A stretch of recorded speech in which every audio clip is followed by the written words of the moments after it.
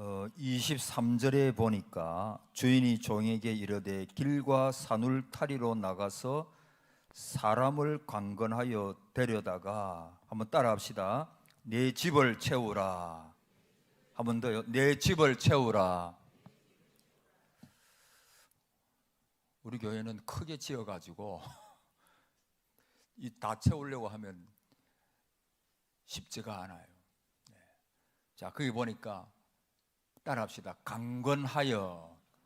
예, 강건하여. 이게 무슨 뜻일까요? 예, 억지로라도 또 어떤 분은 표현하기를 따라합시다. 손을 비틀어서라도. 그러니까 여러분 억지로라도 안 하겠다 하는 사람 손을 어떻게 하라고요? 이번에 한번 해보시기 바랍니다. 손을 비틀어서라도, 손을 비틀어 가지고 안 가면 안 된단 말이에요. 안 가면 안 된다. 억지로라도. 여러분, 주의 일은 억지로 해도 복을 받아요. 그 예로 우리가 누구를, 예수님 십자가 대신 지고 가신 분이 누구죠? 네? 구레네 사람 시몬이잖아요. 여러분, 구레네 사람 시몬이 그 구경하고 뭐 보다가 이 로마 병정 사람들이 그 사람을 딱 집어가지고 예수님께서 너무 지치시고 너무 많이 맞으시고 그래 하시니까 이 십자가가 크잖아요. 그리고 그 올라가는 길이 오르막이거든요. 골고다로 올라가셨으니까. 그러니까 못 올라가실 때 구레네 사람 시몬이 대신 지고 올라갔어요. 여러분, 그가 그렇게 생각 안 했겠지만은, 아이고 오늘 내가 왜 이렇게 걸려가지고, 혹 사람들이 그렇게 생각할 수 있잖아요. 세상 사람들은 뭐 재수 없게 뭐 그럴 수 있잖아요. 근데 그럼에도 불구하고 그 자녀들이, 그 가정이 복을 받았어요. 그 자녀들이 초대교회의 지도자입니다. 그러니까 주의 일은요, 그런 때가 있잖아요. 내가 하기 싫어, 내가 이거 해야 되는데 하기 싫은 때도 있어요.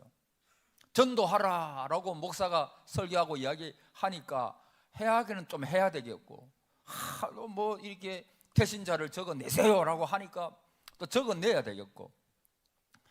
그러나 여러분, 주의 일은요, 억지로라도 하면 그게 복이 될 줄 믿습니다. 억지로라도 하세요. 힘들더라도 하세요. 그러면 그게 복이 됩니다.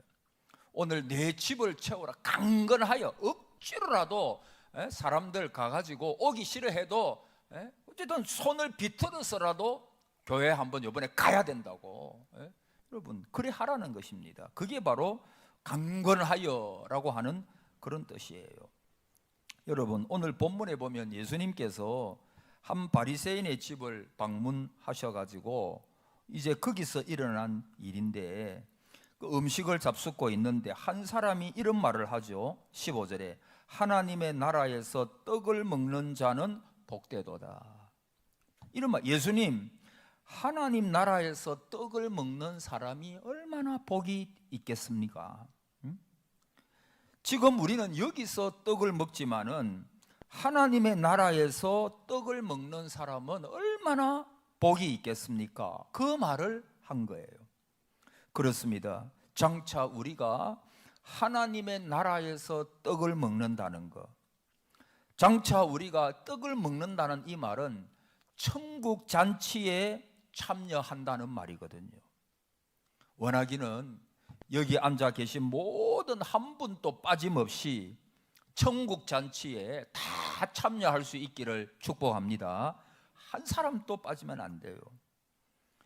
천국 잔치에 대한 말을 들으신 예수님께서는 천국 잔치 비유를 오늘 본문에 다음과 같이 말씀하신 것입니다. 어떤 사람이 큰 잔치를 배설하고 많은 사람을 초청하게 되었습니다. 당시 이스라엘의 풍습은 사람을 청할 때는 2번 초청을 한다고 합니다. 먼저 한 번은 잔치 며칠 전에 미리 사람을 보내가지고 초청의 뜻을 전하고, 잔치 시간이 임박해지면 다시 사람을 보내어가지고 모셔오도록 하는, 그래서 꼭 2번을 초청을 합니다. 오늘 본문에도 보면 꼭 그렇게 했습니다. 먼저 초청의 뜻을 전한 후에 잔치할 시간이 되어서 그 청하였던 자들에게 다시 종들을 보내가지고 정중히 모셔오도록 그렇게 했습니다. 그래서 17절에 보면 오소서 모든 것이 준비되었나이다. 잔치 준비가 다 끝났다는 말이죠. 근데 여러분, 어떤 일이 일어나요?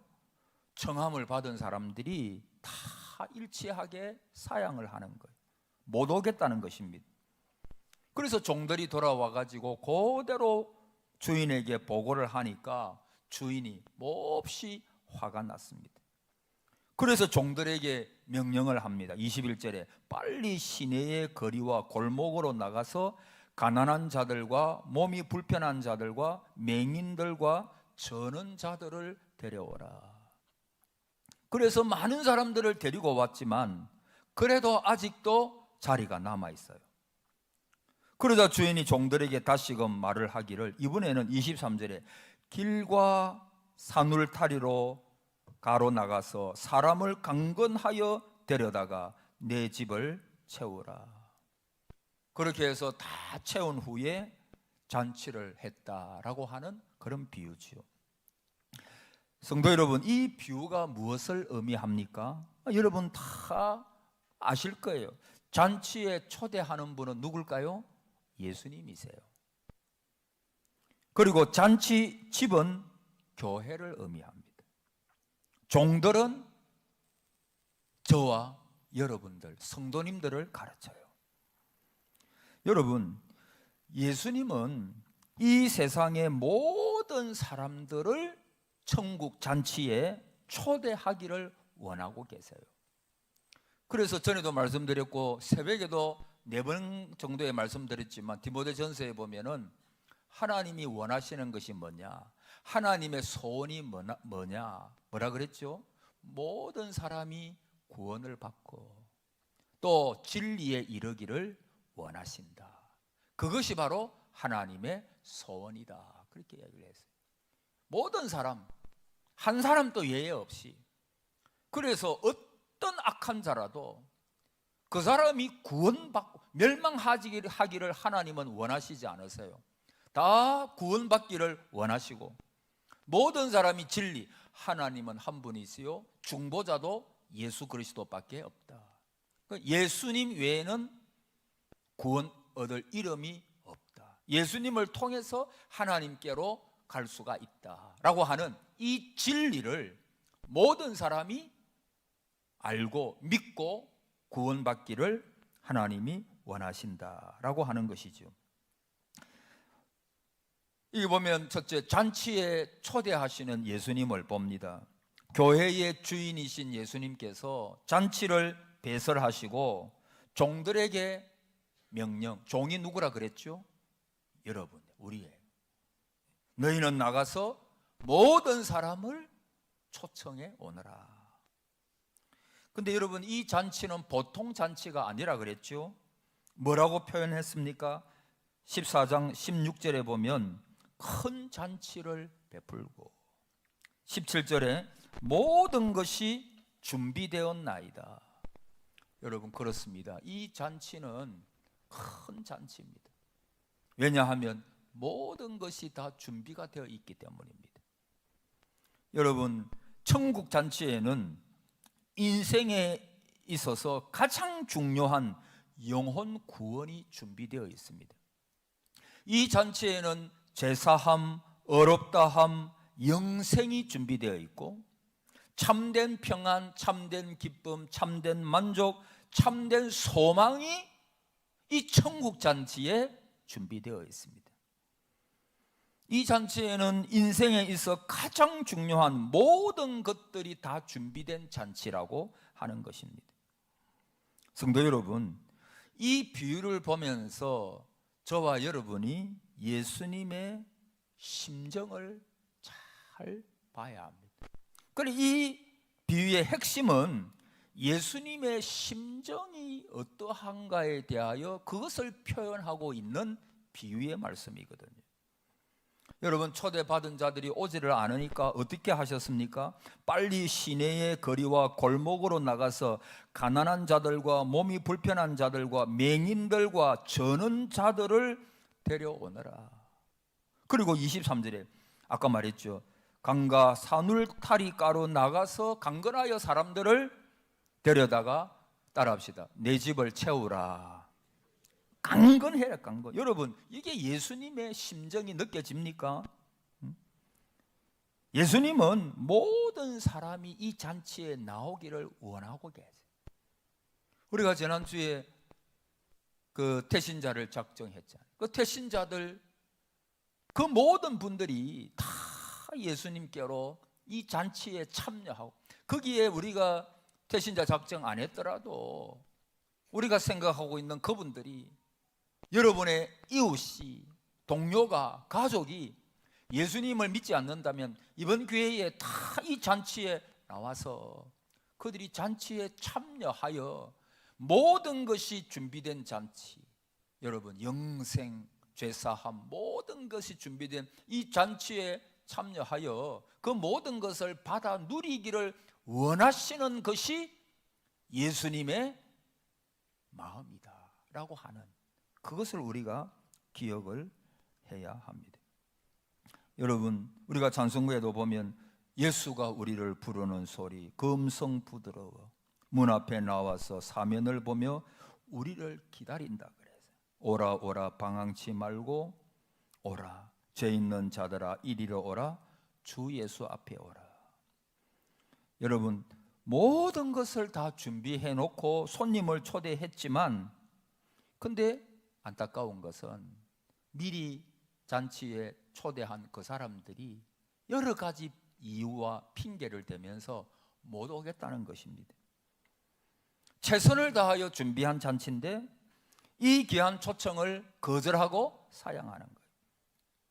18절에 첫 번째 사람이 뭐라고 말합니까? 나는 밭을 샀음에 아무래도 나가 보아야 하겠으니 청컨대 나를 양해하도록 하라. 여러분, 이 거절에 대하여 어떻게 생각합니까? 이게 정말 정당하다고 생각합니까? 사실 이 거절은 핑계죠. 변명입니다. 여러분, 밭을 살 때 보지 않고 사는 사람이 어디 있겠어요? 부동산을 살 때 살펴보지도 않고 사는 사람은 없죠.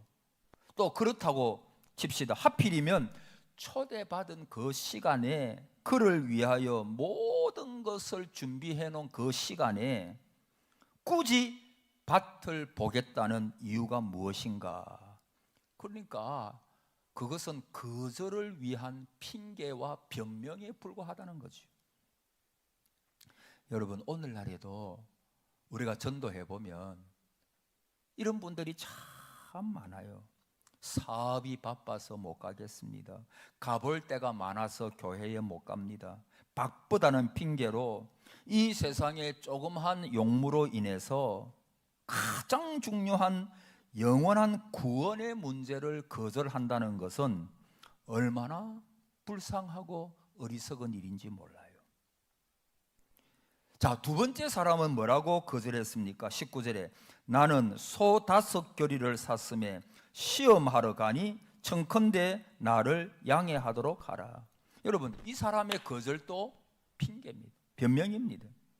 여러분, 처음에 소 살 때 시험해 보지 않고 소 사는 사람이 누가 있어요? 그리고 소 사기 전에 시험도 하고, 이런 만약에 사기는 샀으면 끝난 거예요. 사고 난 뒤에 시험하는 거, 그 논리에 안 맞죠. 또 그렇다고 치고 아까도 말씀드렸지만 왜 하필 그 시간에, 그 초청한 그 시간에, 그러니까 이것은 전부 다 핑계요 변명입니다. 자, 세 번째 사람은 뭐라고 거절했죠? 20절에 나는 뭐 들었으니? 장가 들었어요. 그러므로 가지 못하겠노라. 여러분, 이 사람의 호소는 그 앞에 두 사람보다는 좀 더 호소력이 있어요. 이 사람에 대해서는 좀 이해해 주고 싶은 마음도 그래도 좀 있어요. 그런데 이분도 결혼을 핑계 삼아 가지고 가지 않겠다는 거죠. 그것을 구실로 내가 가지 못하겠다는 것입니다. 근데 여러분, 만일 이 잔치가 단순한 잔치가 아니라 생사를 좌우하는 중대한 잔치라면 그래도 신혼여행만을 고집하겠습니까? 전쟁이 일어났다면, 부모님이 돌아가셨다면 그래도 신혼여행을 가겠습니까? 그래서 이분도 결혼을 핑계 삼아 가지 않겠다는 거예요. 여러분, 우리가 전도를 해보면 여러 가지 많은 변명들을 듣게 되죠. 예를 들면 모든 것을 완전히 알고 난 다음에 믿겠다, 그런 사람도 있더라고요. 여러분, 우리가 자동차 운전할 때 모든 기능, 모든 구조 그거 다 알고 차를 모는 거 아니지요. 여러분, 컴퓨터를 하는데 컴퓨터 사용할 때 모든 기능, 모든 구조 다 알고 우리가 사용하는 거 아니지요. 모든 기능을 다 몰라도 얼마든지 운전할 수 있고 얼마든지 컴퓨터를 사용할 수가 있습니다. 구원도 마찬가지입니다. 예수님을 믿기만 하면 구원받죠. 이 사실 하나만으로 족한 것입니다. 비록 내가 성경의 지식을, 여러분, 예수님 30년, 50년 믿어도 어떻게 성경 지식을 다 알겠어요? 목사도 신학 공부하고 늘 설교 준비하고 성경 연구하고 이래 해도 어떻게 성경을 다 알겠어요? 다 몰라요. 다 모릅니다. 한 가지만 알면 돼요. 사실 세례 줄 때 뭐만 확실하게 고백하면 되죠. 예수님이 나의 구주다. 하나님께서 예수님을 보내셔가지고 그 예수님이 십자가에 죽으시고 부활하셨다. 그리고 그분을 믿기만 하면, 영접하기만 하면 구원받는, 이 사실 하나만 있으면 아무것도 몰라도, 물론 알아야 더 잘 믿지만, 그러나 아무것도 몰라고 그것만 알아도 그분은 예수 믿는 거예요. 예수님을 믿을 수가 있어요. 우리가 다 알고 그렇게 예수님을 믿는 게 아니잖아요. 어떤 분은 보면 성도들, 교인 중에 위선자가 많아서 믿지 못하겠다는 사람을 만나봤어요. 여러분, 교인들 가운데 위선자가 있을까요? 없을까요? 있지요. 잘못하는 분들도 있지요. 근데 그게 변명이 될 수 있어요? 여러분, 의사가 오진을 한번 했다고 내가 병이 들었는데 무조건 의사들 안 간다, 안 그러잖아요. 자동차 사고가 많으니까 나는 이제 죽어도 자동차 안 탄다, 모르겠어요. 혹 그런 분 있는지 모르겠지만은 그럴 수 없잖아요. 그러니까 내가 뭐 위선자 때문에 내가 믿지 못하겠다, 이건 전부 다 변명입니다. 변명. 그래서 유명한 철학자인 파스칼은 이 세상에는 왜 이렇게도 종교적인 가짜가 많은가? 그 이유는 진짜가 있기 때문이다. 그래서 진짜가 있기 때문에 뭐가 있어요? 짝퉁이 있어요. 진짜가 있기 때문에. 진짜. 여러분, 구원 얻는 방법은 하나밖에 없어요. 그래서 거기에 대한 짝퉁이 많은 거예요. 그 진짜 구원 얻는 유일한 길이 뭐냐? 예수 그리스도를 통하여 하나님께로 가는 길. 그거 외에는, 그게 진짜예요. 그게 진짜. 여러분, 예수님을 영접하게 되면 모든 것이 긍정이 돼요. 한번 따라해 보세요. 예수님을 믿으면 모든 것이 긍정이 된다. 여러분, 옛날에 내가 실수했던 거, 여러분 한 번씩 인생을 되돌아보시는 적이 있죠? 그때 보면, 야, 내가 그때 왜 그랬을까? 왜 그렇게 내가 세월을 헛송했을까? 왜 그렇게 그때 그 죄를 범했을까? 후에 막심한 일들이 인생을 되돌아보면 있겠죠. 그런데 여러분, 예수님을 끝까지 안 믿으면 모든 게 부정이 돼버려요. 그것들이 내가 인생을 허비하고 또 죄를 짓고 그런 것들이 다 그것으로 남아요. 그런데 어떤 분이 예수님을 나이 60에 만났다 생각해 보세요. 그러면 그 60 이전에 자기가 실수했던 거, 죄 지었던 거, 모든 연약한 것들이 60에 예수님을 만나기 위해서 그런 것들이 있어야만 했거든요. 그때 그 실수, 그때 그 죄악들, 이런 것들이 내가 이제 나이 60이 돼서 그 모든 것들이 잘못된 것을 알고, 그러나 그런 것들로 통해서 내가 주님을 만나게 되는 하나의 동인이 될 수도 있다 그 말이에요. 그러니까 여러분, 예수님을 딱 믿게 되면 과거에 대하여 자유합니다. 할렐루야. 정말 그래요. 내가 옛날에 그때 그랬을 여러분, 꼭 그렇게만 보지 않아요. 내가 그때 왜 사업이 부도났을까? 내가 그때 왜 이런 일이 있었을까? 그때 내가 왜 병이 들어서 얼마나 많이 고생했을까? 내가 이때 예수님을 만나기 위하여 그런 것들이 필요했구나. 그래 되면요, 모든 과거가, 지금 현재가, 앞으로의 미래가, 따라합시다, 긍정이 됩니다.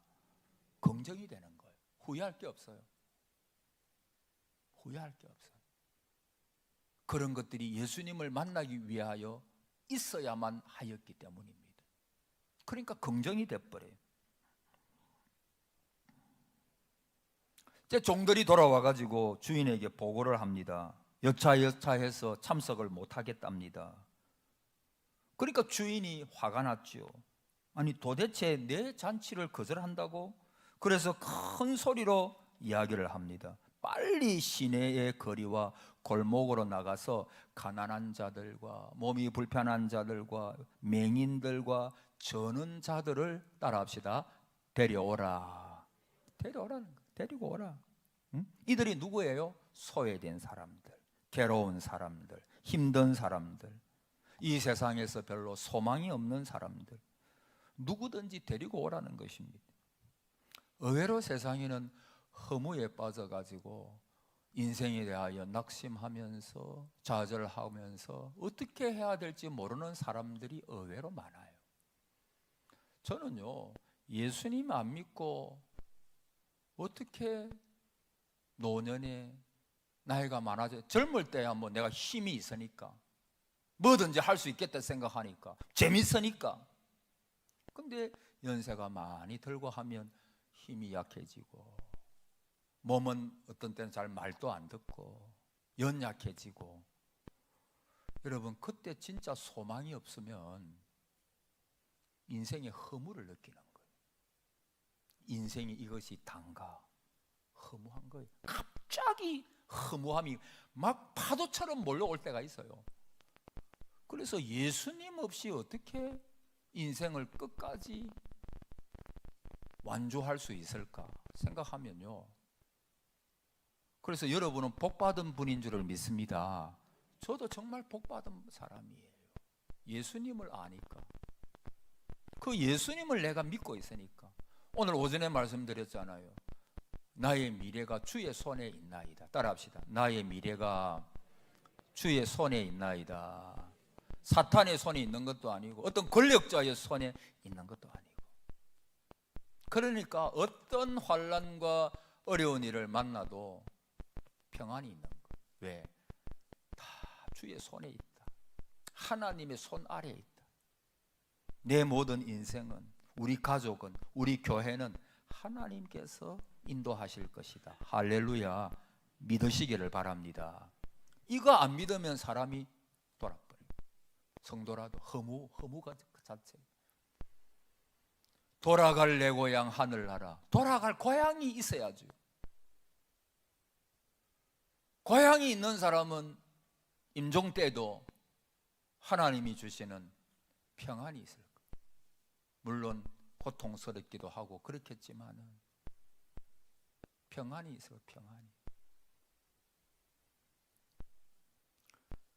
어떤 한 권사님 돌아가시는 이야기를 들었는데, 겨울에 새벽 2시인가 돼가지고 그 교회 목사님한테 막내 따님이 전화가 왔어요.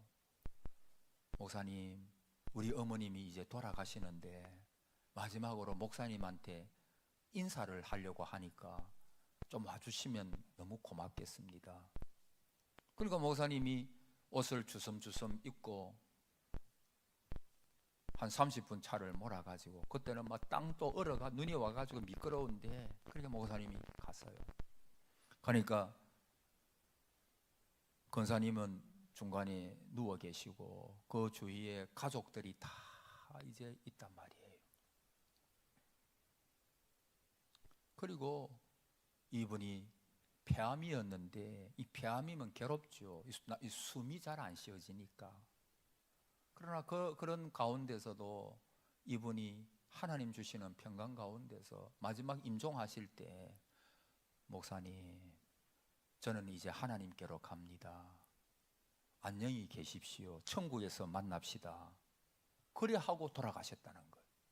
할렐루야. 그래 하고 돌아가셨다는 거예요. 그래서 이 목사님께서 그 가족들에게, 보십시오, 내가 목사가 왔다고 해서 어머님께서 벌떡 일어나시지는 않았지만 이 세상이 전부가 아니라고, 다른 세계가 있다고 여러분들이 보지 않았냐고. 거기에는 믿는 자녀들도 있었지만 믿지 않는 자녀도 있었어요. 그 자기 어머님이 돌아가시는 것을 보고 그 다음 주에 안 믿는 분들도 다 교회에 나왔다는 거예요. 그러니까 하나님께서 그 권사님의 죽음을, 여러분, 주 안에서 죽는 자들은, 따라합시다, 복이 있도다. 할렐루야. 저와 여러분의 죽음이 이렇게 되기를 바랍니다. 정말 그 좋은 거잖아요. 가족들이 보는 앞에서 정말 우리 아버지 천국 같다, 그것만큼 위로가 있어요, 여러분? 위로가 없어요.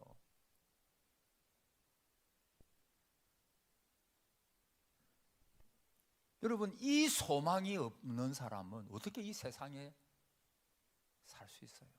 여러분, 아무리 많이 내가 가지고 있어도, 내가 아무리 많은 걸 누려도, 여러분, 이 세상 것, 여러분, 원래 사람은 그렇게 지어지지를 않았거든요. 그래서 하나님을 떠난 인생은 전부 다 그렇게 가는 거예요. 허무 가운데서 어디로 가는지 모르니까 공포와 두려움 가운데서 그렇게 죽는 거예요. 그러니까 이 땅 위에서도 살 때 자기 힘, 여러분, 돈의 위력이 대단하지만 그 돈이 구원을 줍니까? 돈을 죽을 때 뭐 억만금이 있어도 가지고 갈 수 있나요? 권력? 똑같잖아요. 여러분, 세상의 것들은 참 소망을 주지 못해요. 그것은 움직이는, 여러분, 세상의 것도 말이에요.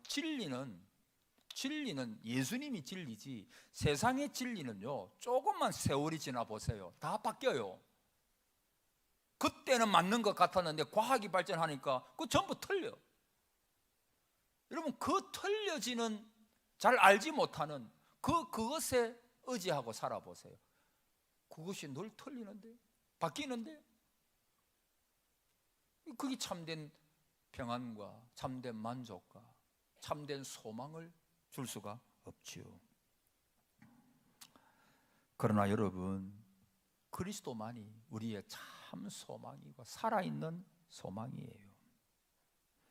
여러분 보십시오. 이 종들은 주인의 명령에 순종합니다. 순종. 그래서 가가지고 억지로라도 강건하여 내 집을 채우라 하니까, 그래서 가서 이제 강건해가지고 다 채우는 거예요. 채우는 거예요. 좋은 일은, 다 따라합시다. 좋은 일은 억지로라도 해야 합니다. 전도가 좋은 일이에요? 그럼 억지로라도 하세요. 하기 싫어도, 바빠도. 그러나 하나님의 소원이 그거라잖아요. 하나님의 소원이 모든 사람이 구원받는 걸 하나님의 소원이라 그러잖아요. 그래서 이번에 절대 무관심하지 마십시오. 절대 무관심하지 마십시오. 구경꾼이 되지 마십시오. 오늘도 우리 전도부에서 그거 예쁘게 만들어 다 받으셨죠? 그거 얼마나 정성이 많이 들렸습니까? 그거 만든다고 얼마나 고생했겠어요. 오늘도 특별히 또 전도하자, 더 열심을 내자는 의미에서 새가족부 전도부에, 오늘 새가족부 전도부 찬양 잘했는데 아까도 제가 잊어버려가지고 우리 박수 한번, 수고 많이 한다고 박수 한번 합시다. 그래서 여러분, 구경꾼이 되지 마세요. 참여하세요. 평상시에는 전도 혹 못하더라도 교회가 어떤 일을 할 때 한 마음으로 한 뜻이 되어, 여러분 좋은 일은 여러분과 제가 한 마음으로 같이 가야 돼요. 어쨌든 한번 몸부림 쳐봐야 돼요. 할렐루야. 이 은혜가 있기를 바랍니다. 그래서 강건하여, 따라고 마칩시다. 강건하여 내 집을 채우라. 할렐루야.